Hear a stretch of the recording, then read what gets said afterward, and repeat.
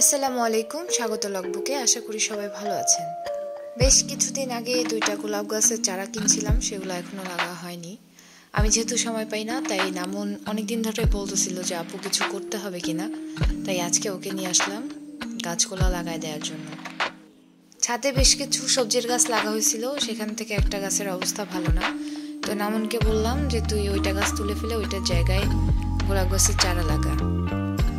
মাটি যেহেতু আছেই, তাই আলাদা করে মাটি দেওয়ার আর প্রয়োজন হলো না। ওকে শুধু বললাম যে বেশি করে জৈব সার দে, আর এই জায়গাটাতে একটা গর্ত করে তুই সুন্দরভাবে চারাটা লাগা।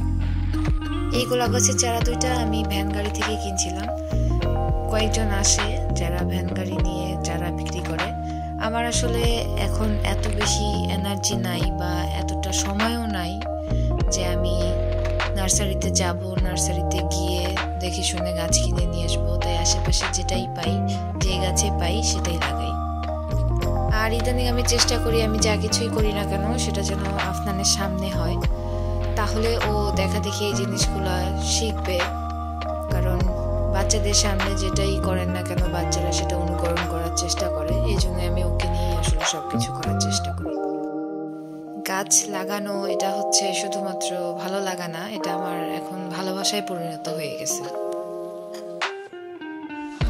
খুব মজার একটা বিষয় শেয়ার করি, সেটা হচ্ছে যে ইদানিং আমি কোথাও গেলে, কারো বাসায় গেলে দেখি যে কারো বাসায় কোনো গাছ আছে কিনা যেটা আমার বাসায় নাই, আর সেটা নিয়ে আসে আমার লাগাতে খুবই ভালো লাগে। অবশ্যই সেটা তার অনুমতি সহ। এদিকে একটা গাছ লাগানো কমপ্লিট, আরও একটা বাকি আছে। এই জন্য নামুনকে বলতেছিলাম যে আরেকটা গাছ লাগানোর জন্য যে মাটি দরকার, সেই মাটিগুলো যেন তৈরি করে। মাটিগুলো তৈরি করে ওই বালতিতে ভরায় বালতিটা নিয়ে আসতে। আর এদিকে পিচ্ছি কোথায় টিপ লাগাইছে সেটা দেখেই হাসি পাচ্ছিল, তাই ওকে সঠিক জায়গায় টিপটা লাগাই দিলাম। এদিকে নামুনের মাটি মেশানো শেষ এবং মাটি ভরাও শেষ। এদিকে হঠাৎ করে দেখি টম্বয় সাদিয়া এসে হাজির। সে এখন সাহায্য করার জন্য তৈরি হয়ে গেছে। এতক্ষণ কিন্তু আমিও ওকে বলতেছিলাম যে তুই আমাকে সাহায্য করতে পারবি কিনা, ও না করে দিছে। নামুন যেহেতু একটা গাছ লাগাইছে, এখন তাকে অপর গাছটা লাগাতেই হবে। তাই এখন ও মনোযোগ দিয়ে নামুনের সাথে গাছটা লাগানো শুরু করছে। এই বাচ্চাগুলোর প্রতি আমি আসলে অনেক বেশি কৃতজ্ঞ, সারা জীবন থাকবো। কারণ এরা না চাইতেও অনেক সময় আমাকে নিজে থেকে এসে সাহায্য করছে। সেটার জন্য আসলেই তারা একটা ধন্যবাদ পাওয়ার বা ভালোবাসা পাওয়ার যোগ্যতা রাখে। আর এদিকে গাছ লাগাইতে লাগাইতে আমরা সবাই মিলে অনেক মজা করতেছিলাম। সবাই আসলে চাচ্ছে যে ওদেরকে যাতে আমি বেশি করে দেখাই, কারণ ওরা নিজেদেরকে আবার দেখে, কেউ দেখে ফোনে, কেউ দেখে টিভি, স্মার্ট টিভিতে। তাই ওদেরকে বেশি বেশি করে দেখাচ্ছিলাম, মজা করতেছিলাম। এখানকার গাছ লাগা আমাদের শেষ, এখন যাবো ছাদে।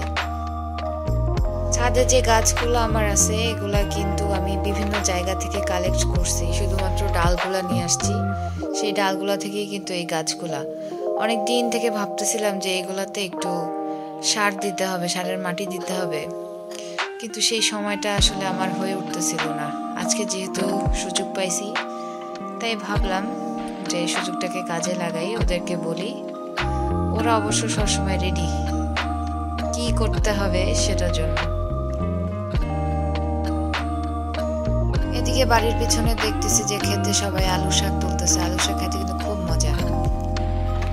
সাদিয়া এবার নিজ উদ্যোগে প্রত্যেকটা গাছে পানি দেওয়া শুরু করছে।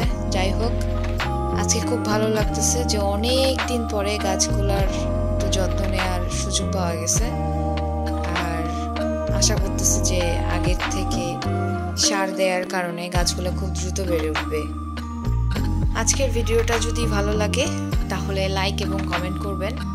আর যারা এখনো সাবস্ক্রাইব করেননি, চ্যানেলটাতে নতুন আছেন, অবশ্যই তাদের কাছে একটা অনুরোধ থাকবে যে একটা সাবস্ক্রাইব করে দিবেন, যাতে পরবর্তীতে আমার যে ভিডিওগুলো আসে আপনারা আশা মাত্র দেখতে পারেন।